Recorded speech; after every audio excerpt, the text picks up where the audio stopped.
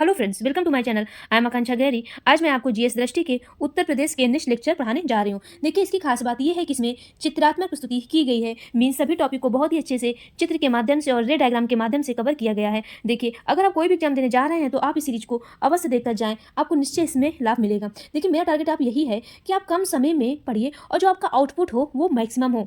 आप देख रहे हैं कि ये इस बुकलेट आपने और भी इसकी सीरीज देखी होगी, तो आपके जो एग्जाम हुए हैं उसमें डायरेक्टली और इनडायरेक्टली क्वेश्चन उसी बुक से ही आए हुए हैं। यानी कहने का मतलब है जो आई दृष्टि है घटना चक्र वाली बहुत इंपॉर्टेंट है, आपके रिवीजन की दृष्टि से तो इंपॉर्टेंट है ही है, बट जो स्टूडेंट पहली बार पढ़ रहे हैं वो भी ये सीरीज देख सकते हैं। और हाँ, अगर आप यूपी के कोई भी एग्जाम देने जा रहे हैं तो आप इस सीरीज को पूरी देख के जाइएगा और आपको जितने भी क्वेश्चन हो यूपी से आएंगे और करंट पढ़ लेंगे, सारे क्वेश्चन इसी बुकलेट से ही मिल जाएगा।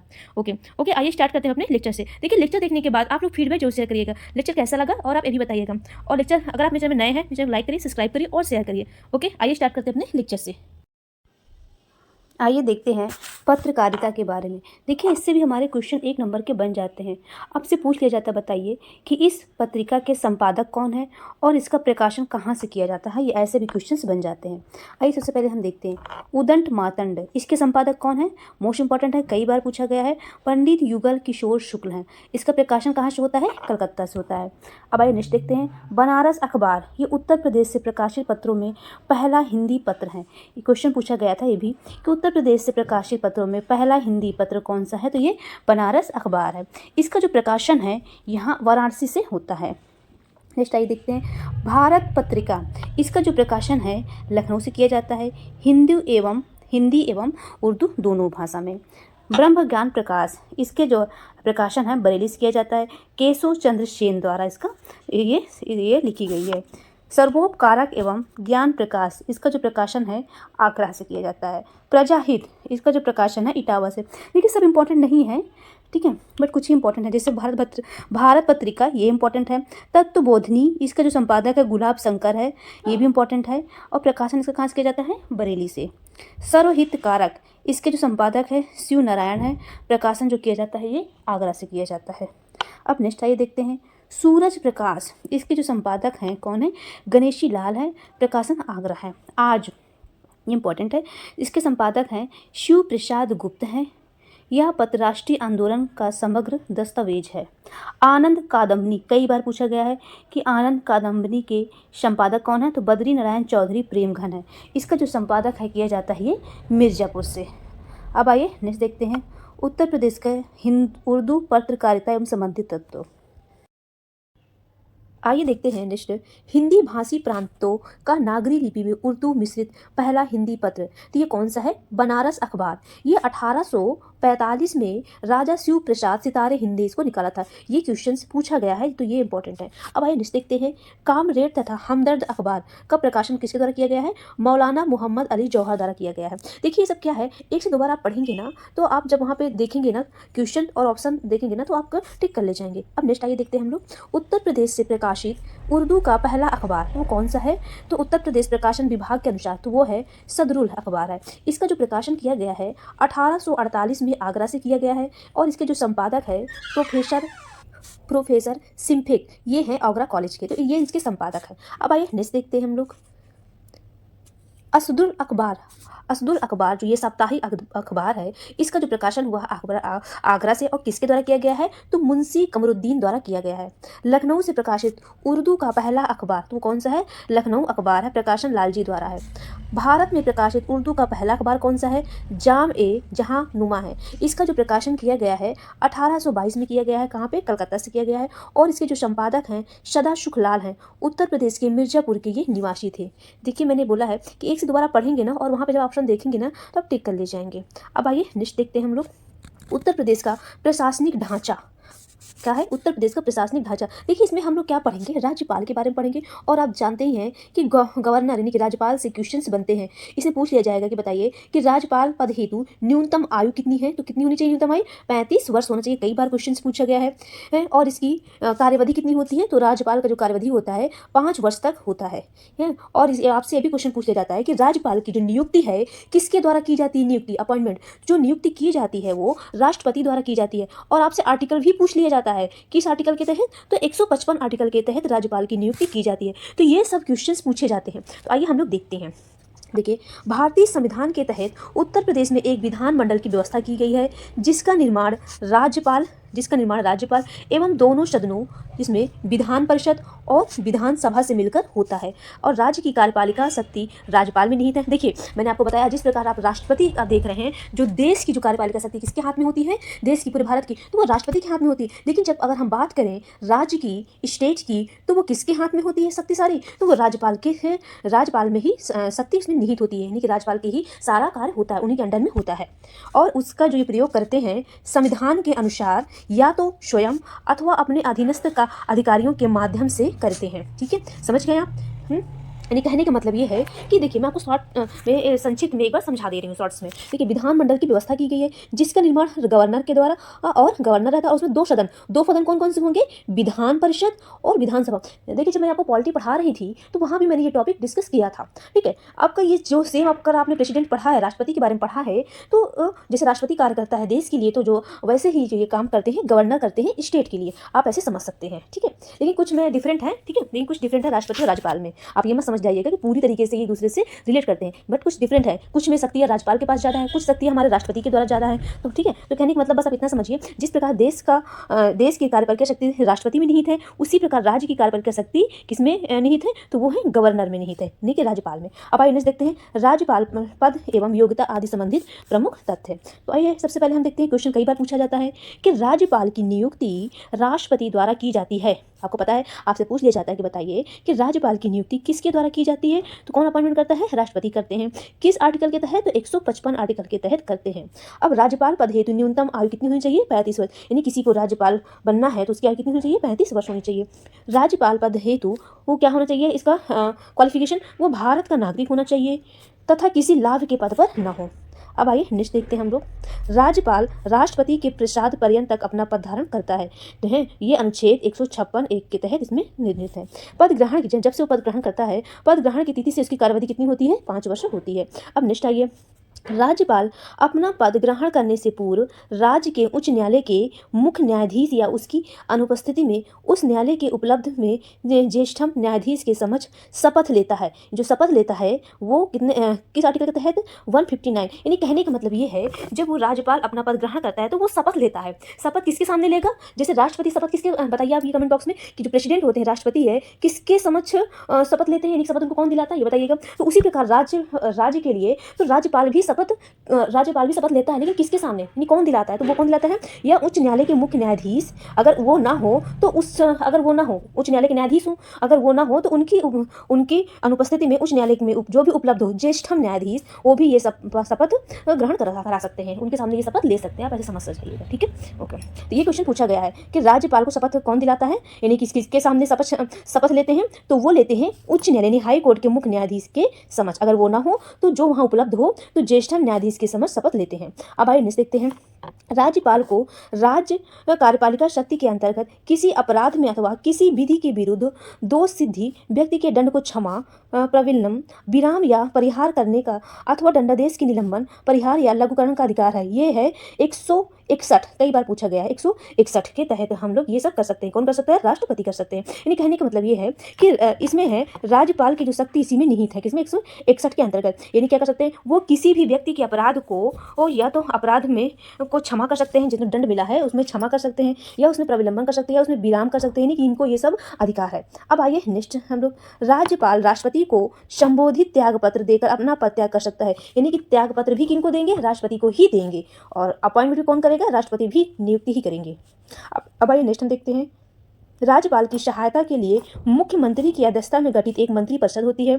यह मंत्रिपरिषद ऐसे मामलों को छोड़कर जिनमें विधान के अंतर्गत राज्यपाल को स्वविवेक से निर्णय लेना हो, से सभी कार्यों में उसकी सहायता करती हो। ये अनुच्छेद 163 के तहत। यानी कहने का मतलब ये है कि राज्यपाल की सहायता के लिए मुख्यमंत्री की अध्यक्षता में एक मंत्रिपरिषद होती है। ठीक है, अब आइए देखते हैं, देखिए इनका वेतन कितना होता है, कई बार पूछा गया, 3,50,000 रुपये प्रति माह इनका वेतन होता है। अब आइए कुछ प्रमुख प्रयोगी तथ्य आइए हम लोग देखते हैं, जो कभी भी पूछ लिया जाता है। आइए, सुश्री मायावती एकमात्र राजनीतिक हैं जिन्होंने उत्तर प्रदेश के मुख्यमंत्री पद को चार बार 4 बार सुशोभित किया है, यानी कि 4 बार कितने 4 अलग अलग कार्यकाल में इन्होंने किया है। यानी कहने का मतलब ये है कि मायावती, सुश्री मायावती एकमात्र ही राजनीतिक ऐसी हैं जो 4 बार उत्तर प्रदेश की मुख्यमंत्री रही हैं। आप ऐसे समझ सकते हैं। भाई नेक्स्ट देखते हैं। उत्तर प्रदेश की वर्तमान राज्यपाल श्रीमती आनंदीबेन पटेल 29 जुलाई 2019 से अब तक है। अब आइए देखते हैं। उत्तर प्रदेश की पहली महिला मुख्यमंत्री देश में किसी की राज्य भी, वो कौन है? श्रीमती सुचेता कृपलानी है। कौन है? यानी कहने का मतलब है कि उत्तर प्रदेश की भी ये पहली मुख्यमंत्री है और देश में किसी राज्य की भी ये पहली मुख्यमंत्री है। तो वो कौन है? श्रीमती सुचेता कृपलानी है। ये कब तक थी? 2 अक्टूबर 1963 से 13 मार्च 1967 तक थी। अब आइए देखते हैं। उत्तर प्रदेश की पहली महिला राज्यपाल कौन सी हैं? ये भारत की प्रथम महिला राज्यपाल भी थी। तो ये कौन है? कई बार पूछा गया है। श्रीमती सरोजनी नायडू। ये कब थी? 15 अगस्त 1947 से 2 मार्च 1949 तक थी। देखिए यहाँ से क्वेश्चन सारे बने हुए हैं, इसलिए आप ध्यान से देखिएगा। चौधरी चरण सिंह एवं विश्वनाथ प्रताप सिंह ने उत्तर प्रदेश के मुख्यमंत्री रहने के साथ साथ ये भारत के प्रधानमंत्री पद को भी इन्होंने सुशोभित किया है। मोहम्मद शफी कुरैशी 2 बार उत्तर प्रदेश के कार्यवाहक राज्यपाल रहे हैं। अब आइए देखते हैं। उत्तर प्रदेश के 3 राजनीतिकों को 3 बार उत्तर प्रदेश का मुख्यमंत्री बनने का सौभाग्य प्राप्त हुआ। वो कौन कौन से हैं?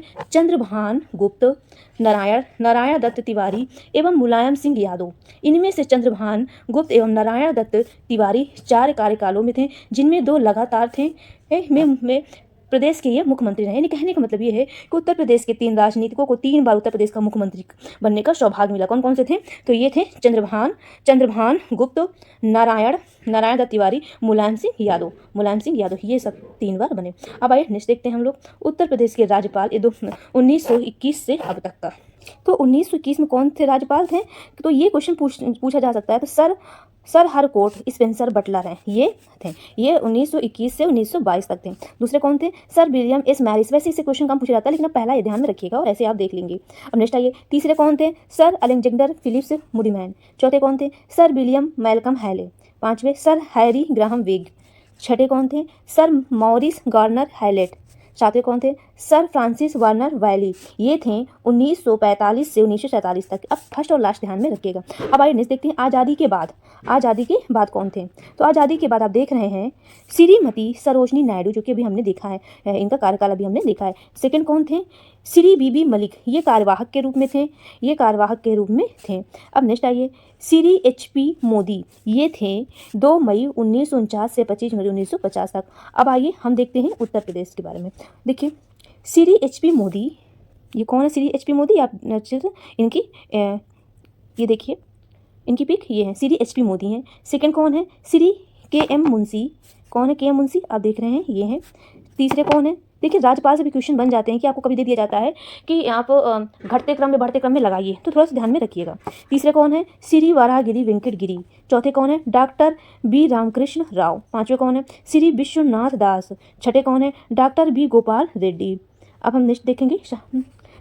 7वें कौन है? आप देख रहे हैं, ये जो इसके पहले जो 7वें से पहले आते हैं कार्यवाहक के रूप में श्री शशिकांत वर्मा। 7वें कौन से आते हैं? श्री अकबर अली खां। 8वें कौन है? डॉक्टर M चिन्ना रेड्डी। 9वें कौन है? श्री गणपत राव देवजी तापसी। 10वें कौन है? श्री चंद्रेश्वर प्रसाद नारायण सिंह। 11वें कौन है? तो 11वें हैं मोहम्मद उस्मान आरिफ। 12वें कौन है? श्री B सत्यनारायण रेड्डी। 13वें श्री मोतीलाल वोरा। फिर ये कार्यवाहक के रूप में आ गए हैं श्री मोहम्मद शफी कुरैशी। फिर नेक्स्ट आते हैं श्री रोमेश भंडारी। फिर कार्यवाहक के रूप में आ जाते हैं श्री मोहम्मद शफी कुरैशी। फिर नेक्स्ट आते हैं श्री सूरज भान। फिर नेक्स्ट आते हैं श्री विष्णुकांत शास्त्री। अब देखिए कार्यवाहक के रूप में फिर आते हैं ये सुदर्शन अग्रवाल आते हैं 2004 में। फिर आते हैं 17वां, देखिए श्री TV राजेश्वर। फिर श्री BL जोशी। फिर देखिए कार्यवाहक के रूप में कौन आता है? डॉक्टर अजीज कुरैशी। फिर आते हैं, देखिए ये वाले याद रखिएगा, 1900 में कौन आया था? श्री राम नाईक। इनका जो कार्यकाल था 2014 से 2019 तक। अब कौन है? श्रीमती आनंदी बेन पटेल। ये हैं वर्तमान, यानी 2019 से अभी तक हैं ये भी। ठीक है, तो आप क्या करेंगे, 2-3 बार पढ़ेंगे ना कभी कभी, क्योंकि आप नीचे से ही आप ध्यान रखिएगा, यहाँ से ऐसे कम दे दिया जाता है और कभी कभी वहाँ से भी दे दिया जाता है स्टार्टिंग से। तो 1-2 बार पढ़ेंगे ना तो आपको ध्यान में रहेगा ये। अब आइए देखिए, ये जो भी हमने देखिए राज्यपालों का कार्यकाल राजभवन उत्तर प्रदेश की वेबसाइट के अनुसार है। अब आइए नेक्स्ट देखते हैं, जो भी हमने बताया डेटा ये उन्हीं वेबसाइट के अनुसार ही है। अब आइए देखते हैं उत्तर प्रदेश विधान परिषद एवं विधानसभा संबंधित प्रमुख तथ्य। देखिए यहाँ से भी ये क्वेश्चंस पूछे जाते हैं। सबसे पहले हम देखते हैं कि आपसे पूछा जाता है, बताइए उत्तर प्रदेश का विधान परिषद की सीटें कितनी हैं, तो वो हैं 100 हैं। यानी कि उत्तर प्रदेश की विधान परिषद में कुल सदस्यों की संख्या कितनी है, 100 है। विधान परिषद एक क्या है, एक स्थायी सदन है, स्थायी सदन है। इसके जो सदस्य का कार्यकाल होता है प्रत्येक 6 वर्ष होता है, लेकिन प्रत्येक 2 वर्ष में यथासाक्य 1/3 सदस्य सेवा निवृत्त हो जाते हैं। यानी कहने का मतलब ये है कि स्थायी सदन है, इसका जो कार्यकाल होता है 6 वर्ष होता है और ये प्रत्येक 2 वर्ष पर 1/3 सदस्य सेवा निवृत्त हो जाते हैं। ये सब क्वेश्चन पूछे जाते हैं, इसलिए मैं आपको बता रही हूँ, ध्यान से देखिएगा। यहाँ से ये सारे पॉइंट से क्वेश्चन बने हुए विधान परिषद के बारे में। अब आइए नेक्स्ट देखते हैं। भारतीय संविधान के अनुसार विधान परिषद का गठन या समापन राज्य विधानसभा के संकल्प प्रस्ताव पर संसद द्वारा किया जाता है 169 के तहत। ये भी क्वेश्चन इंपॉर्टेंट है, आर्टिकल इंपॉर्टेंट है, आपसे पूछ लिया जाता है कि बताइए विधान परिषद का गठन या समापन किस आर्टिकल के तहत किया जाता है, तो आर्टिकल 169 के तहत। अब आइए नेक्स्ट देखते हैं। विधान परिषद विधानसभा द्वारा पारित किसी विधेयक यानी धन विधेयक से भिन्न को प्रथम 3 माह तक तथा द्वितीय बार 1 माह तक रोक रखती है। यानी कहने का मतलब ये है कि जो भी पारित विधेयक होता है हमारा विधानसभा से पारित हो जाता है, किसको छोड़कर, धन विधेयक को छोड़कर। तो प्रथम इन्होंने क्या है, जब पहली बार आता है तो ये 3 माह तक रोक सकते हैं, लेकिन अगर जब सेकेंड बार फिर से आएगा तो उसको 1 माह तक रोके रख सकते हैं। अब आइए देखते हैं। संयुक्त प्रांत विधान परिषद के प्रथम सभापति कौन है, डॉक्टर सर सीताराम है। उत्तर प्रदेश विधान परिषद के प्रथम सभापति कौन है, तो ये हैं श्री चंद्र भाल हैं। अब आइए नेक्स्ट देखते हैं। वर्तमान में उत्तर प्रदेश विधान परिषद के सभापति कौन है, कुंवर मानवेंद्र सिंह टोटेम स्पीकर हैं। वर्तमान में उत्तर प्रदेश विधान परिषद में नेता प्रधान कौन है, केशव प्रसाद मौर्य भाजपा के। उत्तर प्रदेश विधान परिषद में नेता विरोधी दल कौन से हैं, ये वर्तमान में रिक्त खाली है। अब आइए देखते हैं विधानसभा के बारे में, मोस्ट इंपॉर्टेंट है, ध्यान में रखिएगा ये भी। उत्तर प्रदेश की विधानसभा में सदस्यों की संख्या कितनी है, 403 है। अब आइए नेक्स्ट देखते हैं। विधानसभा सदस्य संबंधित निर्वाचन क्षेत्रों के वयस्क मतदाताओं द्वारा प्रत्यक्ष रूप से चुने जाते हैं। यानी कहने का मतलब ये है जो विधानसभा के जो सदस्य हैं ये प्रत्यक्ष मतदान के द्वारा ही चुने जाते हैं। मंत्री परिषद राज्य की विधानसभा के प्रति सामूहिक रूप से उत्तरदायी होते हैं। अब आइए नेक्स्ट देखते हैं हम लोग। उत्तर प्रदेश में सर्वाधिक विधानसभा सीट प्रयागराज में है, कितनी, 12। और सबसे कम विधानसभा वाले जिले कौन से हैं, चित्रकूट, हमीरपुर, ललितपुर, महोबा, श्रावस्ती, प्रत्येक में 2 सीटें। यानी कहने का मतलब ये है कि सबसे ज़्यादा विधानसभा की सीट प्रयागराज में है, प्रयागराज जिले में है, जो कि 12 है, और सबसे कम है 2 है। कहाँ है, चित्रकूट, हमीरपुर, ललितपुर, महोबा, श्रावस्ती। अब आइए देखते हैं। विधानसभा का कार्य संचालन अध्यक्ष या उसकी अनुपस्थिति में अध्यक्ष करता है विधानसभा का संचालन, अगर वो नहीं है तो उसकी अनुपस्थिति में उपाध्यक्ष करते हैं। अब आइए देखते हैं। उत्तर प्रदेश विधानसभा के प्रथम अध्यक्ष कौन है, राजसी पुरुषोत्तम दास टंडन है। अब आइए देखते हैं हम लोग। विधानसभा के सर्वाधिक 3 बार अध्यक्ष कौन बने, श्री आत्मा राम गोविंद खेर एवं श्री केशरीनाथ त्रिपाठी। श्री बनारसी दास एवं श्रीपति मिश्र उत्तर प्रदेश की विधानसभा के ऐसे अध्यक्ष थे जो उत्तर प्रदेश के मुख्यमंत्री भी बने हैं। अब आइए देखते हैं। उत्तर प्रदेश विधानसभा के वर्तमान अध्यक्ष कौन है, सतीश महाना है। अब आइए नेक्स्ट हम लोग देखते हैं। उत्तर प्रदेश विधान परिषद के सभापति एवं संबंधित उनके कार्यकाल। देखिए इसमें पहला और ये याद रखिएगा, लेकिन इतना इंपॉर्टेंट नहीं है। देखिए ये इतना इंपॉर्टेंट नहीं है, बट एक बार आप देख लीजिए। आइए देखते हैं कौन कौन है इनके उत्तर प्रदेश विधान परिषद के सभापति एवं उनसे संबंधित कार्यकाल। तो है कौन, डॉक्टर सर सीताराम। ये इनका जो कार्यकाल था 19 अगस्त 1925 से 12 मार्च 1937 तक। फिर इनका दूसरा क्या था, 12 जुलाई 1937 से 9 मार्च 1949 तक। फिर आते हैं श्री चंद्रभाल, फिर आते हैं नेक्स्ट रघुनाथ विनायक धुलेकर, नेक्स्ट आते हैं श्री दरबारी लाल शर्मा, नेक्स्ट आते हैं श्री वीरेंद्र स्वरूप। देखिए मैं इसकी PDF शेयर कर दूंगी तो आप थोड़ा सा कार्यकाल देख लीजिएगा। श्री वीरेंद्र बहादुर सिंह चंदेल, फिर नेक्स्ट आते हैं श्री जगदीश चंद्र दीक्षित, फिर नेक्स्ट आते हैं शिव प्रसाद गुप्ता, श्री नित्यानंद स्वामी, चौधरी सुखराम सिंह यादव, फिर नेक्स्ट आते हैं श्री गणेश शंकर पांडे, फिर आते हैं श्री रमेश यादव। तो ये थे हमारे उत्तर प्रदेश विधान परिषद के सभापति। अब आइए कुछ और देखते हैं हम फैक्ट। उत्तर प्रदेश राज्यसभा एवं लोकसभा से संबंधित कुछ तथ्य हैं जो कि मोस्ट इंपॉर्टेंट है और यहाँ से क्वेश्चन कई बार बने हुए हैं। देखिए मैंने पहले बताया है कि जो भी इंपॉर्टेंट होगा वो मैं आपको बहुत अच्छे से बताऊँगी कि ये इंपॉर्टेंट है। अब आइए नेक्स्ट देखते हैं हम लोग। उत्तर प्रदेश में राज्यसभा हेतु सदस्य संख्या कितनी है, 31 है। उत्तर प्रदेश में लोकसभा हेतु सदस्य संख्या कितनी है, वो भी हमारी कितनी है, ये 80 है। लोकसभा का कार्यकाल कितने वर्ष होता है, 5 वर्ष तक होता है। राज्यसभा के सदस्यों का कार्यकाल कितने वर्ष तक होता है, 6 वर्ष होता है, कई बार पूछा है। अनुसूचित जनजाति के लिए प्रदेश में लोकसभा हेतु आरक्षित सीटें कितनी हैं, कोई नहीं है। अब आइए नेक्स्ट देखते हैं। ये क्वेश्चन पूछा गया है, ये भी एक बार। अनुसूचित जाति के लिए प्रदेश में लोकसभा हेतु आरक्षित सीटें कितनी हैं? 17 हैं। वो कौन कौन सी हैं? तो कौन कौन सी आइए देखते हैं। नगीना, बुलंदशहर, हाथरस, आगरा, शाहजहांपुर, हरदोई। अब नेक्स्ट आइए, मिश्रिख, मोहन लालगंज, इटावा, जालौन, कौशाम्बी, बाराबंकी, बहराइच, बांसगांव, लालगंज, मछली शहर, राबर्ट्सगंज। तो ये थे हमारे आरक्षित सीटें अनुसूचित जाति के लिए। ओके फ्रेंड्स, आज के लिए इतना करते हैं। नेक्स्ट लेक्चर कंटिन्यू करेंगे। लेक्चर कैसा लगा आप लोग फीडबैक जरूर शेयर करिएगा। Okay friends, thank you.